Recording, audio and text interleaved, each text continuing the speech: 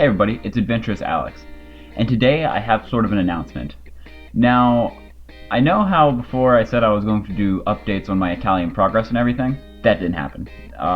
The reason really being that I was just way too busy to do videos on a weekly basis. This was my hardest semester yet, and I had to dedicate my time to my studies. With the fall semester finally over, I actually have several months before I have to go back to school. The reason being is that I'm actually going to be studying abroad in Japan this spring. I'll be there from the end of March all the way up until the beginning of August. I'm going to be studying abroad in Osaka, Japan. Now, if anyone's familiar with Japanese geography, Osaka is in the center of Japan. It's south of Kyoto by about a 30 to 45 minute train ride. My university is going to be in between Osaka and Kobe. Kobe is a city to the west of Osaka. My host family can be anywhere between Kobe or Osaka. I have no idea where they are yet. I have yet to get that information. I should get it shortly. Now, what that leaves me with is about 3 months where I don't have anything to do. At all. Like nothing. Like I'm literally just sitting here playing video games most of the day. So, in order to actually not waste this time while I'm here, and to get prepared for Japan, I decided to start my own Japanese challenge. So, the challenge basically is that I have 102 days from when my class let out until when my flight takes off to go to Osaka. 102 days offers a lot of studying time for Japanese. That combined with the fact that I have reached intermediate Italian should allow me to rapidly acquire Japanese. Now, by no means am I going to be fluent by the time I get to Japan. However, I can arrive in Japan with a basic conversational fluency and be able to experience Japan way more than if I had only known English. Being a generally lazy person, I need people to keep me on track. If I didn't make this challenge public, I probably wouldn't follow through with it. However, I want to see how far a person can get in only 3 months in Japanese. Now, I've heard of stories of how people have been able to make it really far in languages in just 3 months. There's a polyglot named Benny Lewis who has a blog that's named Fluent in 3 Months. Now, he claims that you can be fluent in any language in 3 months. His definition of fluency, however, is not natural fluency. His fluency is more, can you talk to people on a day-to-day basis and not have to slow down the conversation? As he puts it, you don't need to discuss Kantian philosophy with a person. Just have general, informal conversations. That's where I'm hoping to be. Maybe not by the time I arrive in Japan, but definitely by the time I leave. As I mentioned earlier, I have 102 days.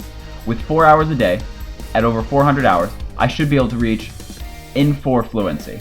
The Japanese fluency ranking goes N5, 4, 3, 2, and 1, with 1 being the most fluent. Reaching an N4 level is a perfect goal to acquire in about 400 hours of study. I believe with the techniques that I've learned from the blogs and the books, this is an easily accessible goal.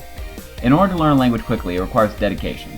In order to keep this dedication, I need to have a good workspace for my Japanese. So my workspace consists of my desktop, which has a case that is way larger than it needs to be. I have my dual monitor set up. I have all of these Japanese language learning books that I picked up online, many of which are recommended by Benny Lewis. I have subscribed to several websites such as WaniKani, which is a kanji and vocabulary learning site. I have put a lot of vocab words on Memrise, which is an SRS-based vocabulary learning site. On top of that, I purchased 2 books, Japanese for Busy People and Genki. Both of these textbooks were the highest rated in their field for basic Japanese. I plan on finishing these by the end of the 3 months. On top of that, I would also like to memorize 2,000 kanji by the end of these 3 months.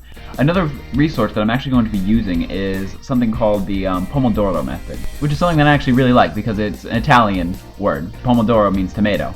Basically what it is that you break up studying into little 25-minute intervals, and then after that you do 5 minutes of break, then another 25-minute interval. After 4 breaks or so, you have a longer break.